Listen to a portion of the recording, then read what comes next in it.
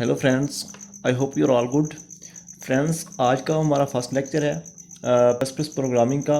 Last lecture में हमने अपने कोर्स आउटलाइन के ऊपर हम डिस्कस किया था कि हमारी जो बेसिक प्रोग्रामिंग है उसके अंदर हमने कुछ लेक्चर के अंदर उसको डिवाइड किया होता है। उसका इंट्रो था, तो जो इम्पोर्टेंट है, जो हर बंदे को पता होना चाहिए, तो हमने क्या कर दिया है, उसको कुछ लेक्चर के अंदर डिवाइड कर दिया था। तो उसमें से आज जो हमारा फर्स्ट लेक्चर है, लेक्चर नंबर 1 है, उसके अंदर अपने हम जो अंदर हमने टॉपिक रखे थे वो आज हम डिस्कस करेंगे। लेक्चर नंबर 1 के अंदर हमारा लेक्चर नंबर 1 के अंदर हमारे पास था प्रॉब्लम सॉल्विंग, सेकंड नंबर पे प्रोग्राम था, थर्ड पे हमारे पास एल्गोरिथम था। तो इसको हमने इस वीडियो के अंदर, इस लेक्चर के अंदर, इस क्लास के अंदर हमने क्या करना है, डिस्कस करना है। अब फर्स्ट ऑफ ऑल हमारे पास क्या है, प्रॉब्लम सॉल्विंग।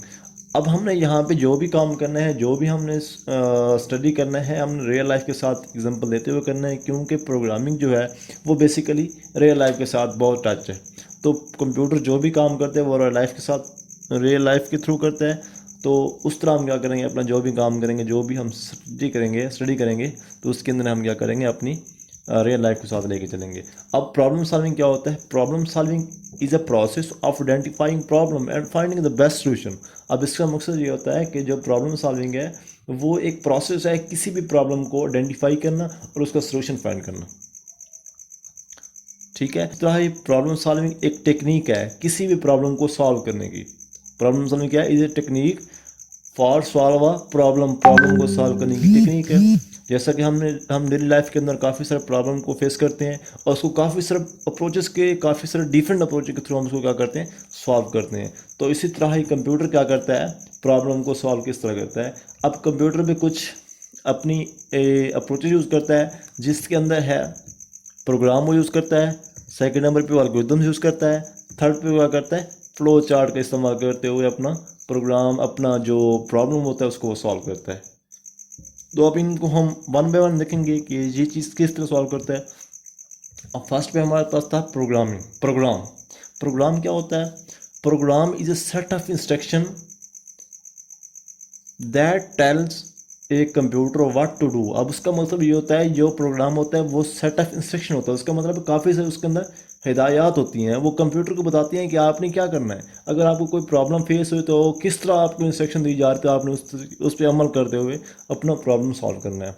अब सेकंड में हमारे पास था program computer work according to given instruction in the program. जो प्रोग्राम के अंदर इंस्ट्रक्शन दी गई हैं उसके थ्रू क्या करना है, काम करना है। थर्ड पे क्या होता है, प्रोग्राम क्या होता है? Program write in a programming language. वो किसी भी लैंग्वेज के अंदर लिखा होता है तो उसको हम क्या कहते हैं, प्रोग्राम कह रहे होते हैं। अब इसके एडवांटेज क्या है? क्योंकि हम कंप्यूटर इसे यूज़ करते हैं ताकि हमें उसके कुछ फ़ायदा हो। अब उसका पहला क्या है? उसका पहला पर यह है, वो कहते हैं computer program can solve many problem by giving instruction to a computer. अब उसका मतलब एक प्रोग्राम है, उसके अंदर काफ़ी सारी इंस्ट्रक्शन होती हैं, काफ़ी सारे सॉल्यूशन होते हैं किसी प्रॉब्लम को सॉल्व करने के। अब इसी तरह एक computer can use perform task quick and quickly. अब वो क्या करता है, ज़्यादा से ज़्यादा प्रोग्राम को क्या कर सकता है, क्विकली सॉल्व कर देता है। आपके है आगे क्या, थर्ड नंबर पे program can process large amount of data. अब वो आपको पता है, जो प्रोग्राम होता है उसके अंदर काफ़ी सारे डेटा को प्रोसेस करने की सलाहियत तो कह सकते हैं। उसको हम कह सकते हैं कि उसके अंदर इंस्ट्रक्शन होती हैं, उसके थ्रू क्या कर रहा होता है, अपना काम कर रहा होता है। और it can display the result in different style. वो काफ़ी से स्टाइल के अंदर अपने रिजल्ट को डिफाइन कर रहा है, रिजल्ट को शो करा रहा होता है। अब इसके बाद हमारे पास क्या है, एल्गोरिथम है। एल्गोरिथम क्या होता है? इसका हम ये कह सकते हैं, algorithm is step by step procedure to solve a problem. अब वो कहते हैं एक प्रॉब्लम आ गई है, उसको सॉल्व करने का एक तरीका होता है, उसको एक स्टेप बाय स्टेप चलना है। फॉर एग्जांपल हमने ए टू ई तक पहुंचना है, ए टू ई तक पहुंचना है, तो हमें क्या करना है, कुछ स्टेप्स बनाने पड़ेंगे। हम ए टू बी जाएंगे, B to C, C to D, इस तरह जाके हम क्या करें, ई तक पहुंचेंगे। हम अगर हम डायरेक्ट पहुंचेंगे ए टू ई, तो उसके अंदर दरमियान वाली चीज़ें हमारे पास रह जाएंगी, तो उससे हम अपना मकसद हासिल नहीं कर सकते। ठीक है, तो उसके लिए हम क्या करते हैं, एक एल्गोरिथम बनाते होते हैं, उसके थ्रू हम अपना टारगेट अचीव करते हैं, हम अपना प्रॉब्लम सॉल्व करते हैं। इसी तरह the process of solving problem become simple and it is easier than with the help of algorithm. एक जो एल्गोरिथम होता है उसको आपने ऊपर बताया गया कि स्टेप बाय स्टेप प्रोसीजर होता है, किसी भी प्रॉब्लम को सॉल्व करने का एक प्रोसीजर होता है, उसके थ्रू हम क्या कर सकते हैं, इसको सॉल्व कर सकते हैं। तो इसी तरह ये हमारे पास क्या होता है, वो कहते हैं प्रोग्राम लिखने से बेहतर है कि हम अपना पहले क्या लिख रहे हैं, एल्गोरिदम लिख लें, ताकि हम अपने प्रॉब्लम को समझ सकें और उसका जो सोल्यूशन है उसको समझ सकें हम, कि हमने चलना किस तरह है, उसको किस तरह लेके चलना है। तो हमने उसके अंदर सारा कुछ डिफाइन कर लेता होता है। अब इसके बाद हमारे पास क्या, following some properties of an algorithm, कुछ एल्गोरिदम की प्रॉपर्टीज़ हैं जिनको वो फॉलो करना पड़ता है, वो फॉलो करता है। फर्स्ट ऑफ ऑल क्या है, वो जो प्रॉब्लम होता है उसको वो क्या करता है, ब्रेक कर देता है, मतलब उसको टुकड़ों में डिवाइड कर देते हैं। अब यहाँ पे क्या है, the given problem should broken down into simple and meaningful step. कुछ ऐसे स्टेप्स होते हैं जो मीनिंगफुल नहीं होते, लेकिन प्रोग्राम एल्गोरिथम के अंदर क्या होता है, जो भी हम लिखते हैं वो एक मीनिंगफुल बन जाता है। तो उसके थ्रू हम क्या कर सकते हैं, अपना प्रॉब्लम अपना सॉल्व कर सकते हैं। इसके बाद क्या है, जो भी वो कहते हैं काम करना है तो उसको वो सीक्वेंस के साथ करेगा। फॉर एग्जाम्पल हमने कोई काम करना है, जैसे मैंने कहा है कि हमने ए टू ई तक पहुंचना है, हम ए पे जाएंगे, फिर बी पे जाएंगे, फिर सी पे जाएंगे। इस तरह हम क्या करेंगे, अपना ई तक पहुंचेंगे। अब इस तरह हमें ये किस तरह अच्छा लगता है प्रोग्राम से, हमें इसलिए अच्छा लगता है क्योंकि ये सिंपल इंग्लिश के अंदर लिखा होता है, तो हमें इंग्लिश समझने में आसानी है रेदर देन तो कोड के। ये हमारे पास कुछ प्रॉपर्टीज़ थी। आगे हमारे पास है एग्जांपल लेते हैं हम, हमें किस तरह पता चलेगा हमारा जो एल्गोरिथम है वो हमारे लिए अच्छा है। अब वो कहते हैं write algorithm input two number and find the sum and display sum. अब उसका मकसद ये होता है, वो कहते हैं कि आपने एक प्रोग्राम लिखना है, आपने एक एल्गोरिथम लिखना है जिसके अंदर आपने दो नंबर लेने हैं, उनको एडिशन लेना है, एडिशन लेके आपने उसको डिस्प्ले कर देना है।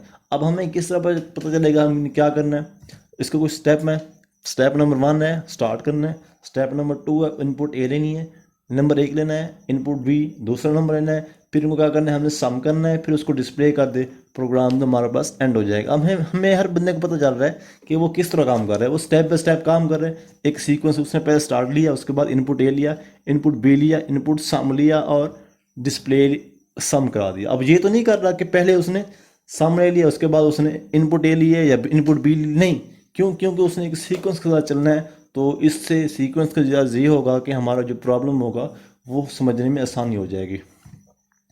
अब इसके कुछ एडवांटेज हैं। एडवांटेज में नंबर फर्स्ट में है रिड्यूस कम्प्लेक्सिटी।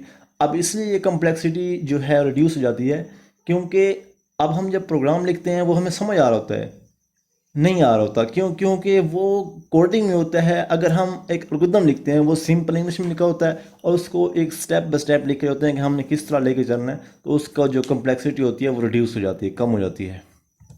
अब सेकंड नंबर पे क्या है, इंक्रीज फ्लेक्सिबिलिटी। अब फ्लेक्सिबिलिटी में क्या होता है, वो कहते हैं अब इसमें हमारे पास जब कोड होता है, अगर हम कोड होता है उसको हम समझने में टाइम लगता है, तो हम अपना सोल्यूशन जो है, हमारा जो टारगेट है, हम उसको सही से अचीव नहीं कर सकते। लेकिन जो हमारा एल्गोरिथम होता है उसके अंदर सिंपल इंग्लिश होती है, सब कुछ मीनिंगफुल होता है, तो हमें पता चल रहा था हमारा प्रॉब्लम क्या है और हम किस साइड पे जा रहे हैं, हमें सोल्यूशन मिल सकता है या नहीं मिल सकता। थर्ड पे हमारे पास क्या है, इजी टू अंडरस्टैंड। अब इसलिए इजी टू अंडरस्टैंड है क्योंकि ये सिंपल इंग्लिश में होता है, वो कोड में होता है। इंग्लिश में समझ आ सकती है लेकिन कोड हमें थोड़ा मुश्किल समझ आ सकता है। तो ये हमारे पास उसके एडवांटेजेस हैं, और भी काफ़ी सारे एडवांटेजेस हैं, लेकिन हमने क्या करना है, जो मेन इंपॉर्टेंट है हम उनको डिस्कस करना है। अब मैंने आपको बताया था कि हम हर वीडियो के अंदर हम अपने जो इम्पोर्टेंट क्वेश्चन होंगे हमने वो रेज करने हैं, हमने वो अपने जो है वो आपस में डिस्कस करना है। तो अब लेक्चर नंबर फर्स्ट के अंदर कुछ इंपॉर्टेंट क्वेश्चन है। उसमें से फर्स्ट क्वेश्चन ये है कि हु इज़ प्रोग्रामर, कि प्रोग्रामर कौन होते हैं भाई। प्रोग्रामर वो होते हैं जो प्रोग्राम लिखते हैं, यानी हम ये कह सकते हैं हु डिवेल्प अ प्रोग्राम या हु राइट अ प्रोग्राम। जो भी बंदा प्रोग्राम लिखता है वो आपको प्रोग्रामर होता है। अच्छा, वो कहते हैं वाई वो राइट एक एल्गोरिथम, हम एल्गोरिथम क्यों लिखते हैं, ताकि हम अपना प्रोग्राम को समझ सकें, हम अपने प्रॉब्लम को समझ सकें, तो उसका हम सोल्यूशन फाइंड कर सकें। क्योंकि वो भी किसी भी यानी कि उसका मकसद हम ये कह सकते हैं कि एक प्रॉब्लम है उसको स्टेप बाय स्टेप हमें सॉल्व करना है, स्टेप बाय स्टेप देखना है, वो प्रोसीजर के थ्रू देखेंगे तो हम क्या करते हैं, एल्गोरिथम लिखते हैं। Difference between code and program. Code जो होता है वो पार्ट होता है किसका, प्रोग्राम का होता है सेट ऑफ कोड होता है, उसके अंदर काफ़ी सारे कोड होते हैं, और प्रोग्राम जो कोड होता है वो छोटा सा हिस्सा होता है उसका, किसका, प्रोग्राम का।